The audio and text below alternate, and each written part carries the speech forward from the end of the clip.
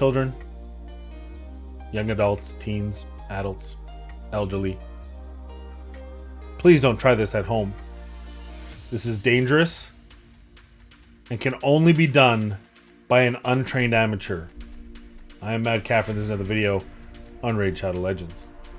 Today I'm attempting to make a top 10 epics in Raid Shadow Legends, and what I have come to the conclusion is it is impossible to do. There's just no way to objectively place champions in any discernible order that can't be argued successfully against. However, I said I was going to do it, so let's get into it.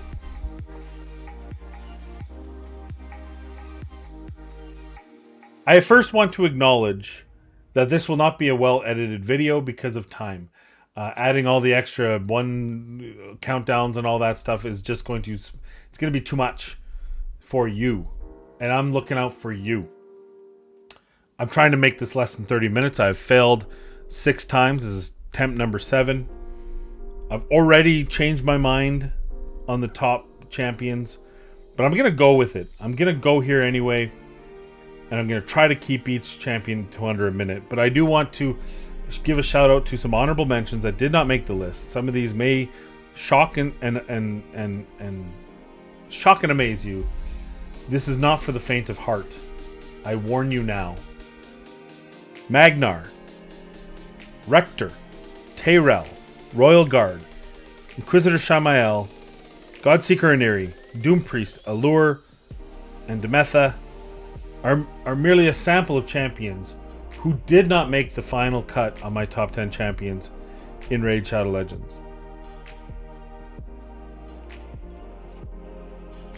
It doesn't feel right,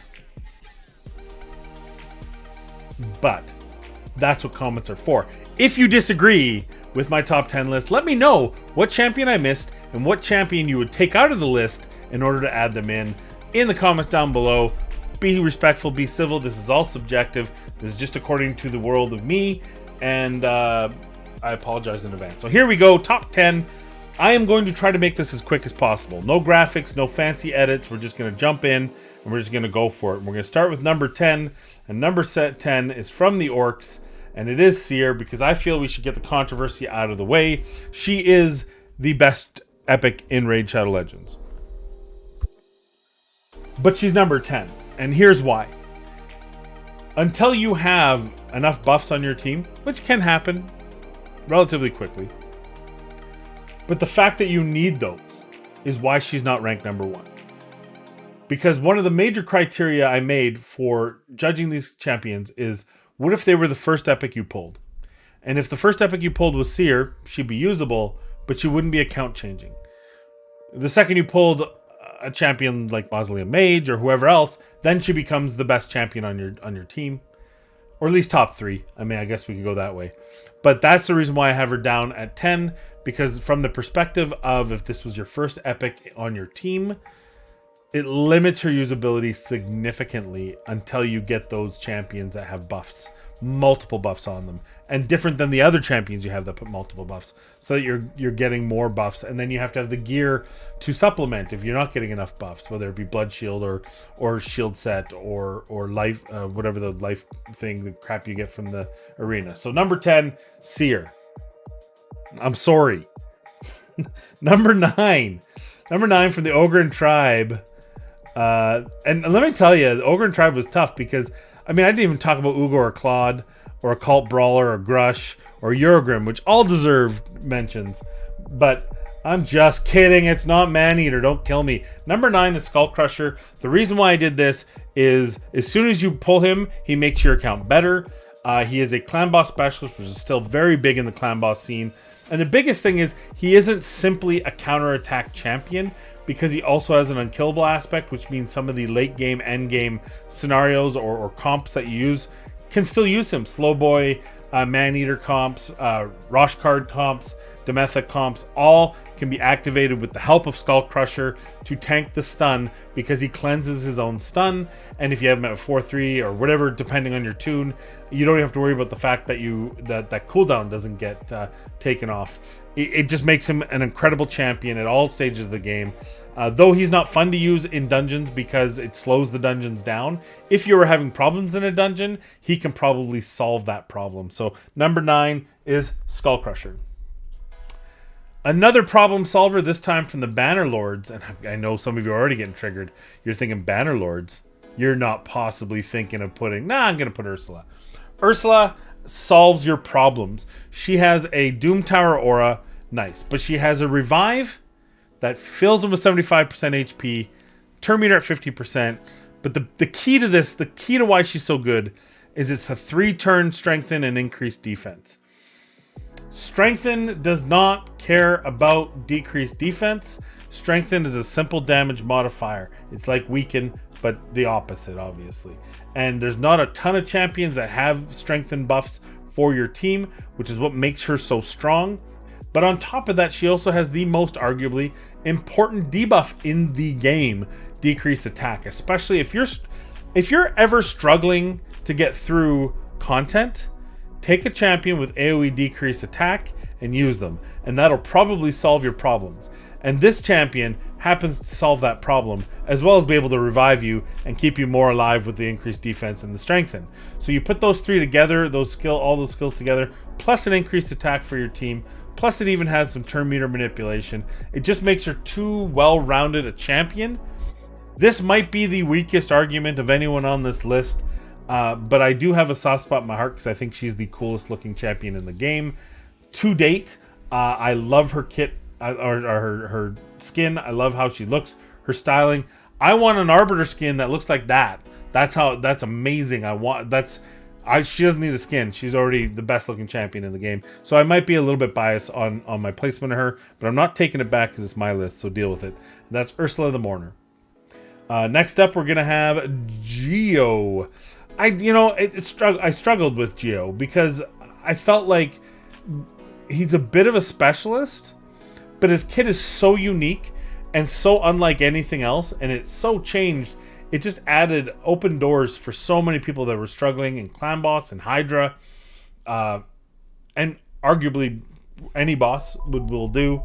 That I felt I would be remiss if we didn't add him.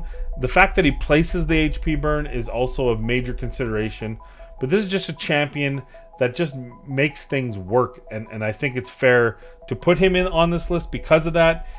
He may be a bit more of a specialist than some of the others who are good anywhere and everywhere. Definitely not an arena champion, but I think you can't discount the fact that it is such a unique and different kit that it deserves recognition. And by the way, he also has an HP aura in battles, and he also has a creeping petrify, which steals all buffs from a target enemy and attacks them, and then steals the buffs if it's under. So he removes them, steals them if they're under an HP burn, and reduces the cooldown of Quicksand Grass if this kills. It's killed by a skill wonder, blah, blah, blah, blah, blah, blah, blah. And on top of that, has a chance to put a decreased accuracy. Overall, just a huge kit. Bit of a specialist, but I think the uniqueness, he deserves to be on this list. Number 6 was the most surprising for me on this list, as I didn't personally expect this to be the champion to make it on the list, let alone this high. But the more I looked at his kit, the more I analyzed it, the more I talked to myself about it. It's just such a complete kit that you cannot deny the strength of Deacon Armstrong. So first off, he has an increased ally speed in all battles by 19%, and he has a 15% turn meter boost and a turn meter reduction on one skill. So basically, he is the poor man's version of Lysander. But wait, that's not all. I don't think that alone would put him on the list, but the fact that he grants an extra turn. So he does this, and unless you're up against Tormund and he gets frozen, he follows it up with this, which is a 100% chance when booked on a 3-turn cooldown to put a decreased defense, which is the second most important skill debuff in this game, in my opinion, especially in PvE content. So having a decreased defense while manipulating turn meter and getting to do it all in one turn. And then as a bonus, he's got a leech, which is so strong. He's one of the most underrated, in my opinion, champions for Clan Boss because of what he can do, and because the boosts and the turn and the speed aura just it opens up so many things that people don't think about. And then he has that leech just to finish it up. If it's not a full unkillable, it's okay, you can heal them up. But even if it isn't unkillable, you want them to have health so they lose health, so they get the counterattacks from the masteries. So everything about this is grand and beautiful, and the speed's good, and the HP's reasonable. Just a solid, complete champion that doesn't require on any gimmicks. It's just a complete, beautiful, beautiful champion. Next up, and this one's a little more traditional a pick, I think, and one that I'm sure everyone's expecting to see somewhere on this list. That's Miscreated Monster.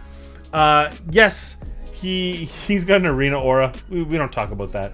The big thing is he's good in progression in any dungeon. He makes waves easier. He's crowd control. He's damage mitigation with his ally protect. He puts up fears, which is a bit of a secondary crowd control. He stuns on his A1 and can put a defense down on it, though it's a little bit finicky. It doesn't work on bosses because you have to stun them.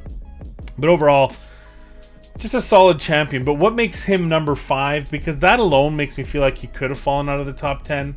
But he's a cheat code for Spider. He's an absolute cheat code for Spider. I had some of the worst comps and luck on my free-to-play account for Spider. I ended up using a level 50 Bulwark, a Vizix with Miscreated Monster, and got to Spider 20 in 2 minutes, a reasonable time, simply because of Miscreated Monster. Because you couldn't kill anyone. If you just had the speeds in any... It didn't matter. It didn't matter. Who got poisoned? They just lived.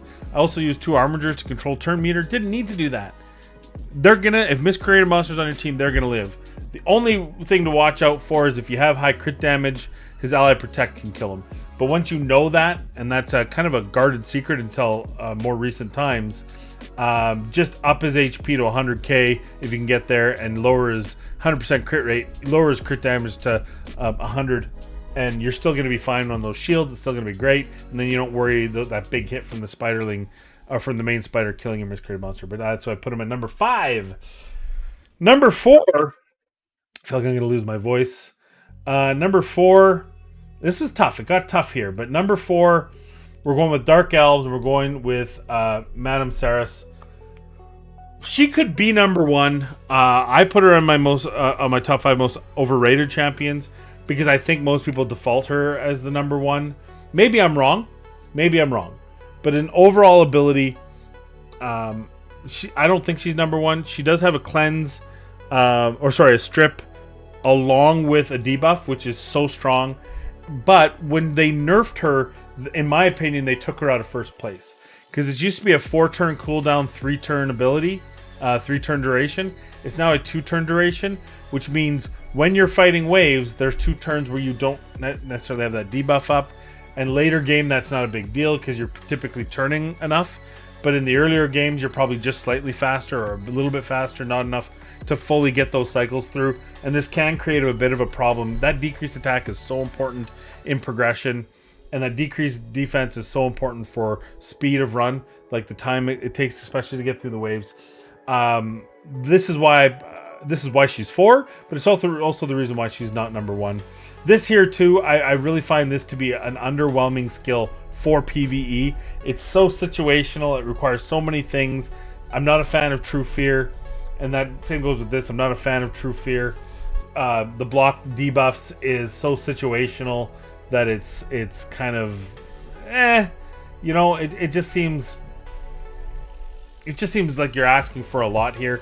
On Arena, where there's going to be buffs, it's probably a different story, but still, it's only a 50-50 chance. That's kind of scary that you're resorting to a 50-50 chance to save yourself. So it's more of an added bonus with both these skills. So really, you're bringing her in here for a no damage Void Affinity debuff with Cleanse, which is strong, but I think the 4-turn cooldown is why I put her at 4th and not 1st, and why I put her on my overrated list. Number 3 was tough. I actually had him originally at number 4, but I moved him down, and this one might be a bit more shocking for you, that he's not number 1.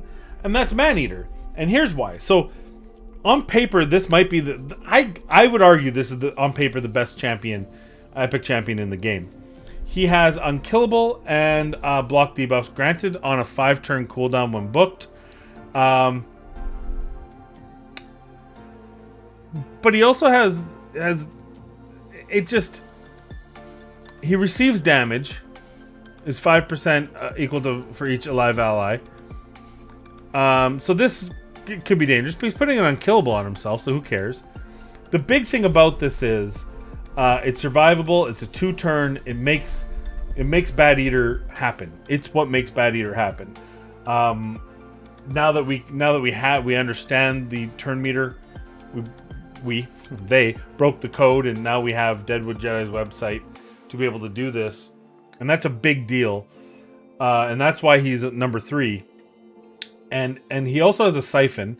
He hits a lot harder than people realize, and he has a decreased attack that works like Padma's. It attacks one enemy, places it on everyone if it's critical.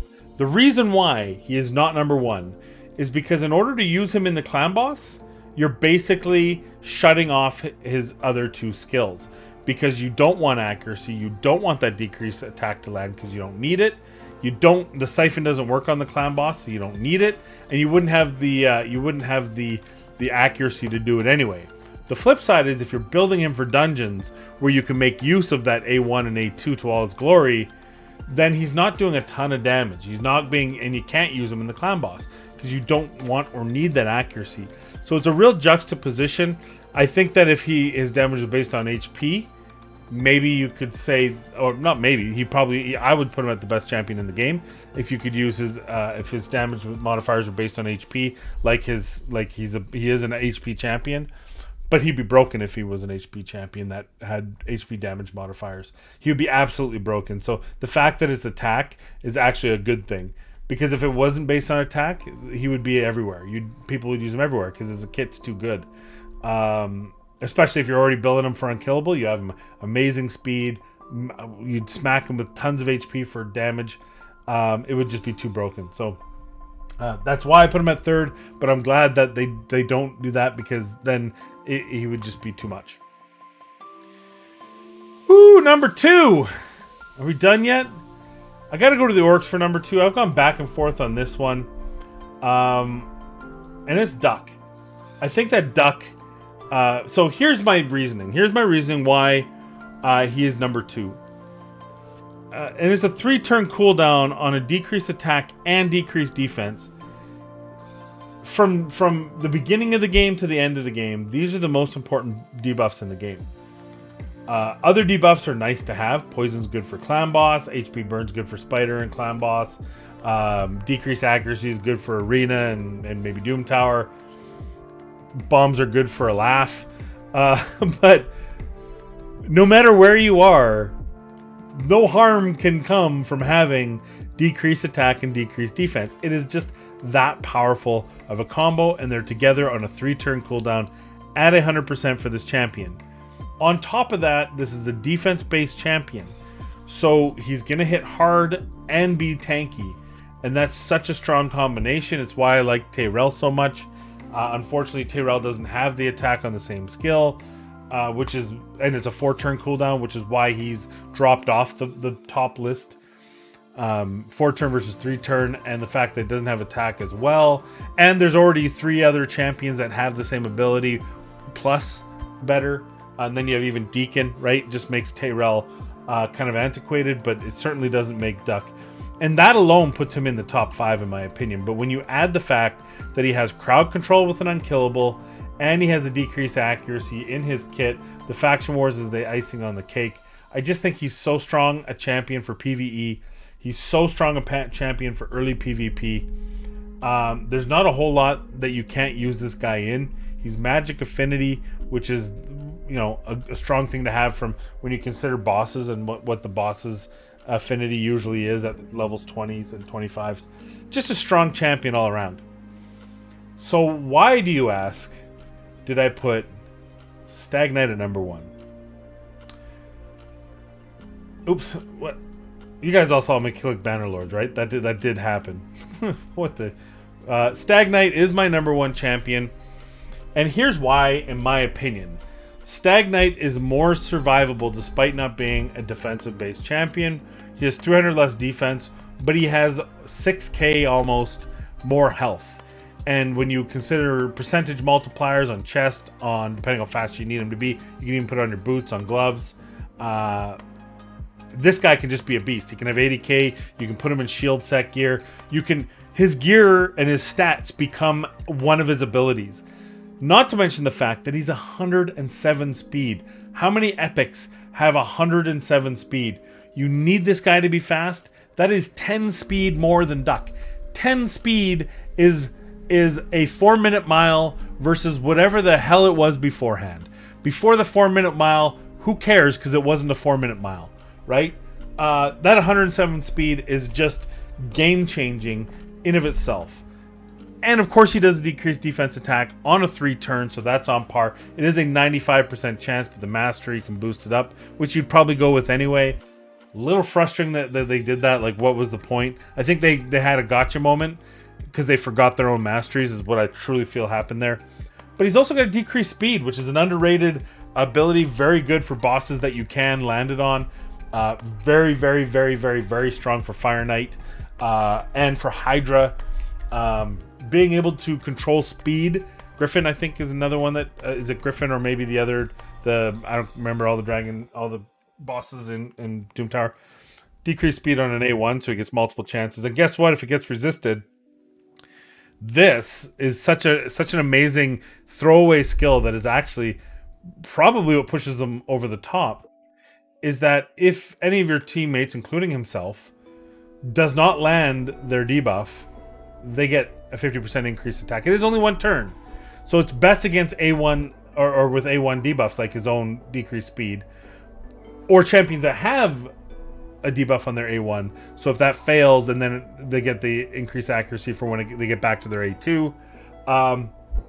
Either way, it's just such a good it feels like an add-in, but it's stronger than I think a lot of people realize.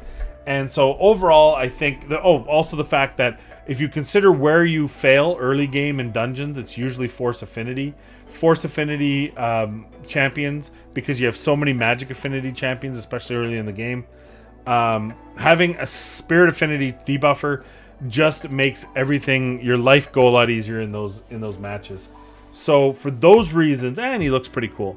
For those reasons, my number 1 champion, rest in peace, Tyrell. My number 1 champion among epics in Raid Shadow Legends is none other than Stag Knight. And now is the time when you get a chance to drop down into the comments. Let me know how woefully wrong I am. Who did I miss that you want in this list? But you also have to tell me who you'd take out of this list. Or maybe you just disagree with order and you can let me know, no, Maneater should be number 1, no, Demethus should be number 1, or whatever the case may be. I encourage you to use your comments as you see fit. Also, please like and subscribe. I absolutely appreciate any and all support I get for the channel. And of course, before I lose my voice, this is the take that I have to use because I cannot do this again. 7 takes. Guy, my voice is done. It's done. It's over.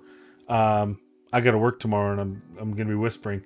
But most importantly, be kind, stay safe, and we'll see you in the next video.